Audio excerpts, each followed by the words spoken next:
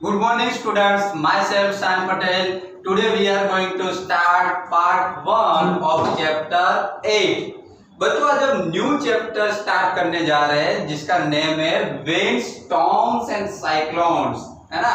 ये जो वर्ड्स है वो आपने सुने होंगे। विंड्स जो वर्ड है मोस्ट ऑफली आपने सुना होगा विंड के बारे में। ये विंड्स आया तो आपके दिमाग में क्वेश्चन होगा कि सर हाँ हमने विंड्स के बारे में तो सुना है ना, विंड्स के बारे में तो सुना ही होता, लेकिन ये जो टू वर्ड्स है स्टॉर्म्स एंड साइक्लोन, बराबर, इन सब के बारे में हम इस चैप्टर में डिटेल में समझेंगे। ओके, तो आज पार्ट 1 है, इस वीडियो का फर्स्ट लेक्चर है इस चैप्टर का, चैप्टर 8 का पार्ट 1। ओके, तो उसमें हम कुछ विंड्स के बारे में, कुछ एयर के बारे में समझने जा रहे हैं। बराबर, विंड्स जो किस तरीके से क्रिएट होते हैं, जब एयर मूव होती है बच्चों तभी वो विंड्स जो है वो क्रिएट होते हैं। तो आज हम मोस्ट ऑफली विंड्स के बारे में समझेंगे। Okay, see here, Orissa was hit by a cyclone with wind speed of 200 km/h on 18 October 1999। बच्चों यहाँ पे डेट जो है वो नोट कर लीजिए, 18 अक्टूबर 1999। 18 अक्टूबर 1999 को ओडिशा में एक साइक्लोन आया था। क्या आया था? साइक्लोन, बराबर, जो हाई स्पीड भी, जो उसकी जो स्पीड की जो विंड थी। बच्चों आपने साइक्लोन के बारे में सुना होगा कि जो विंड से वो इतनी स्पीड से आते हैं जिसकी वजह से साइक्लोन क्रिएट होता है। ओके, तो जब वो साइक्लोन आया ओडिशा में 1999 में, तब उसकी विंड स्पीड जो थी वो 200 किलोमीटर पर आवर, कितनी थी? 200 किलोमीटर पर आवर, एक घंटे में 200 किलोमीटर की स्पीड थी विंड की। इतनी जबरदस्त विंड की जो स्पीड थी उसकी वजह से ये जो साइक्लोन है उसकी वजह से बहुत जो ह्यूमन बीइंग्स और एनिमल्स सबको, या फिर थिंग्स हो, हाउसेस हो, सबको बहुत नुकसान हुआ उस टाइम पे। कब? 1999 में ओडिशा में। ओके, तो ऐसे साइक्लोन, बहुत सारे ऐसे साइक्लोन हुए जिसकी वजह से बहुत सारा नुकसान हो। उसमें से एक एग्जांपल दिया है ओडिशा में जो 1999 में जो साइक्लोन हुआ उसके बारे में। Okay, then the cyclone smashed 45,000 houses. बच्चों इसकी वजह से जो साइक्लोन आया ओडिशा में 1999 में, ये जो साइक्लोन आया तब शायद आपका बोर्न भी नहीं हुआ। 1999 में आपका बोर्न नहीं हुआ होगा उस टाइम पे, है ना।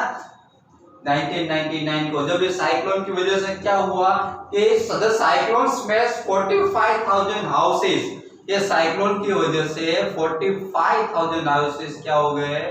स्मैश हो गए, वो डिस्ट्रॉय हो गए। कितने? 45,000 houses. Okay, and making 7 lakh people homeless, जिसकी वजह से 7 लाख पीपल होमलेस हो गए। कितने पीपल?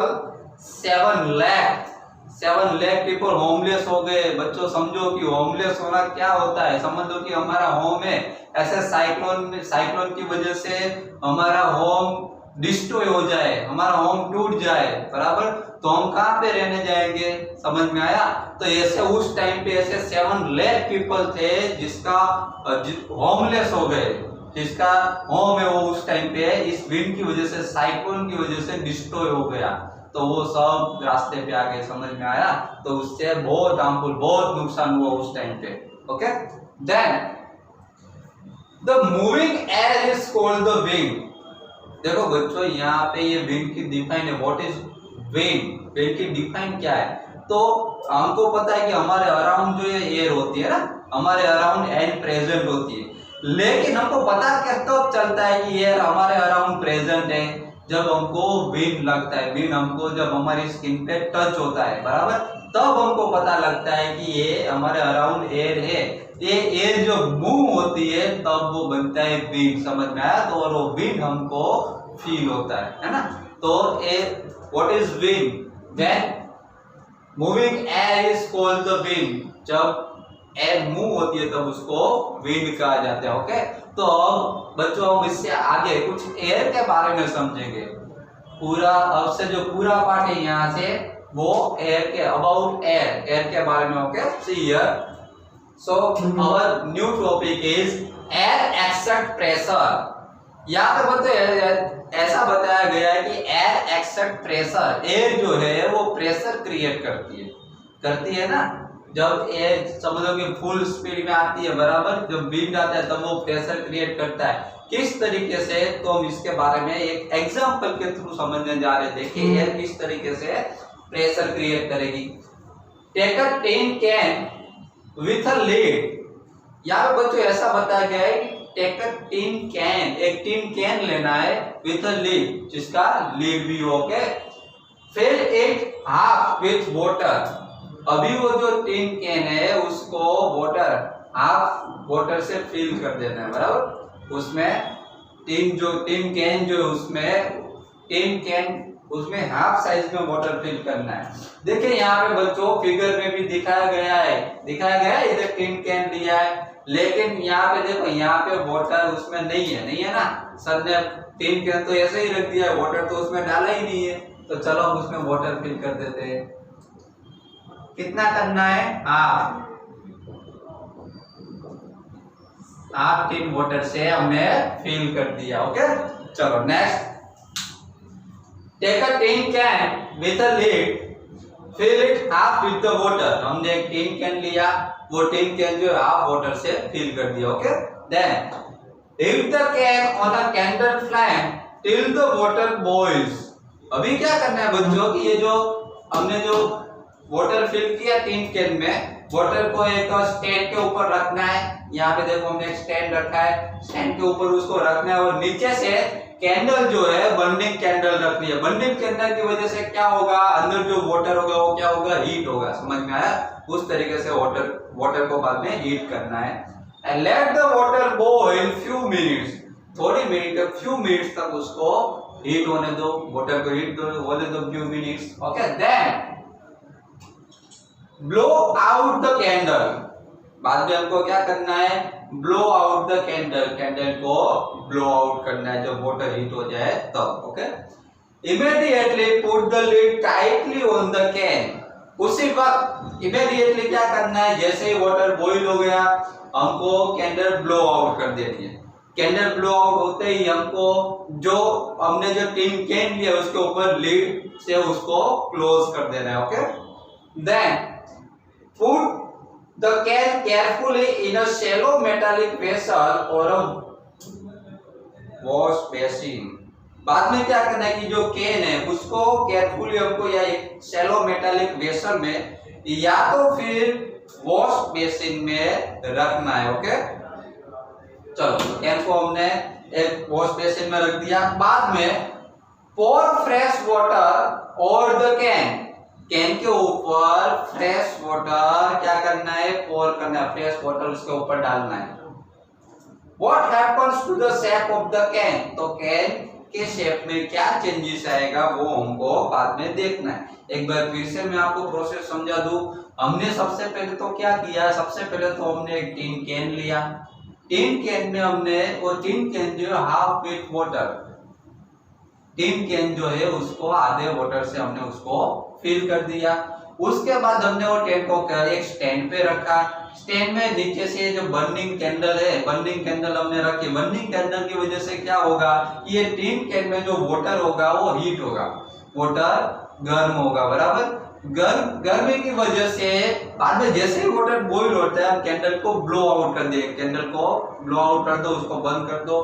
बाद में ये जो टिन जो है, टिन कैन जो है उसके ऊपर लिड से उसको क्लोज कर देना है। बच्चों इससे क्या होगा कि ये जो वाटर जो हीट होगा, हीट की वजह से उसमें से वाटर वेपर क्रिएट होगी। क्या होगा, हीटिंग की वजह से उसमें वाटर वेपर राइज अप होगी, है ना।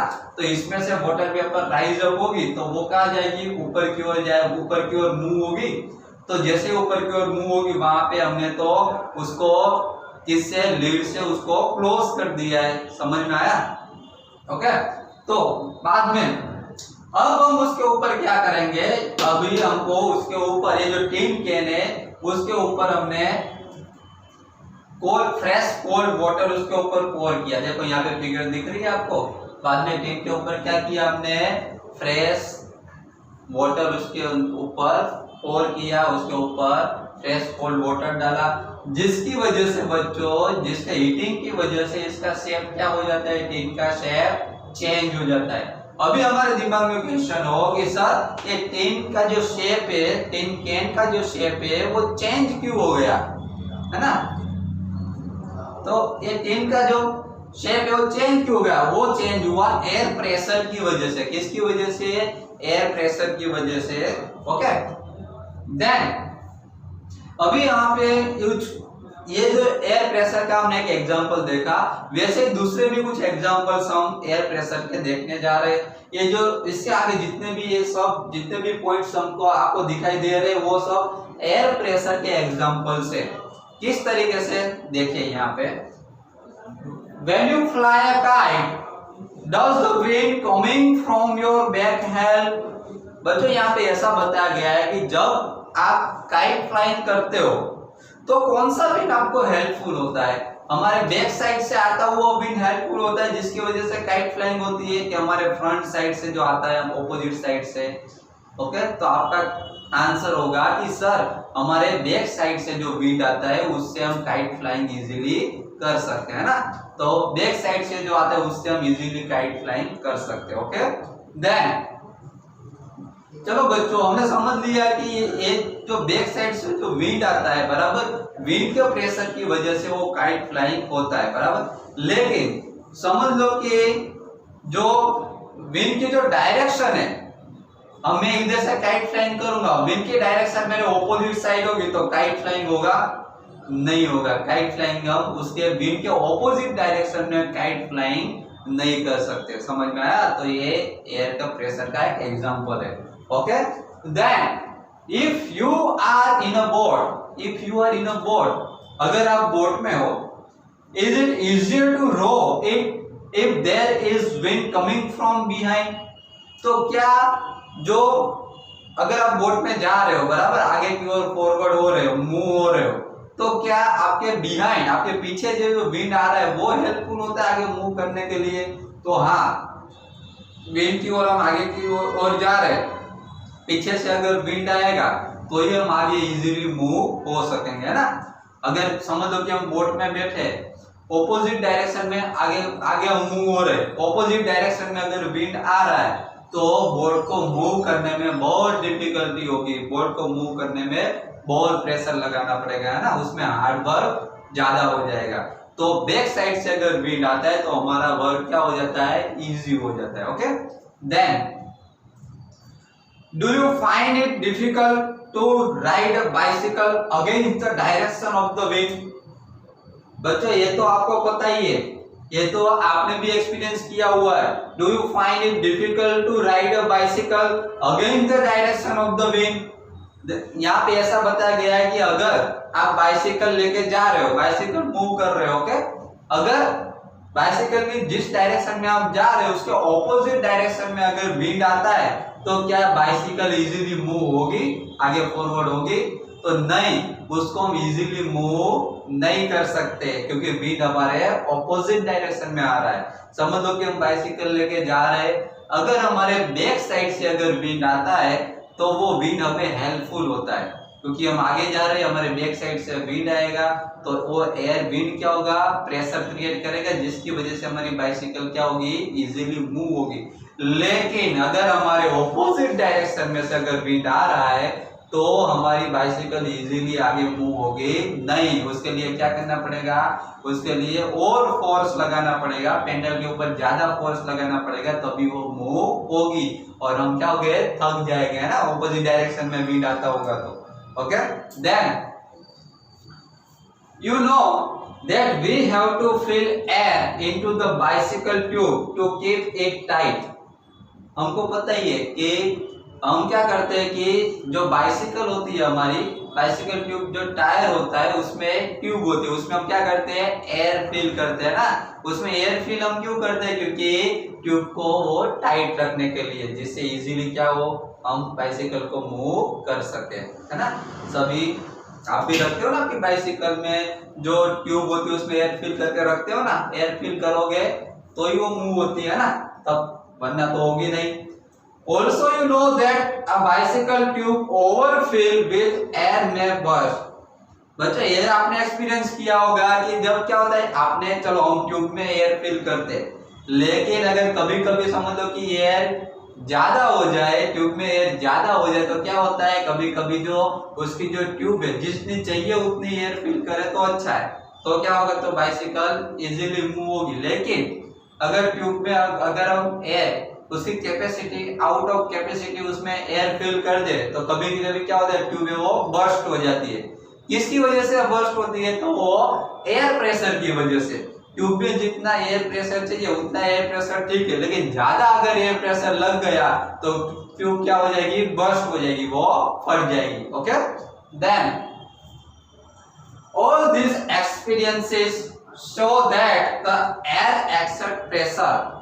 तो बच्चों आपने ऊपर के जितने भी एग्जांपल देखे वो सब एग्जांपल में एक ही बात प्रूव होती है कि एयर जो है वो क्या करती है, एयर जो है वो प्रेशर क्रिएट करती है। ओके, तो आज के लेक्चर में पार्ट 1 में बच्चों हमने पार्ट 1 में किसके बारे में समझा, एयर एक्सेप्ट प्रेशर, एयर जो है वो प्रेशर क्रिएट करती है उसके बारे में सब समझा, उसके एग्जांपल भी समझे सब। ओके, बाद में अभी नेक्स्ट लेक्चर में पार्ट 2 में हम इसके आगे समझेंगे। Okay, thank you very much.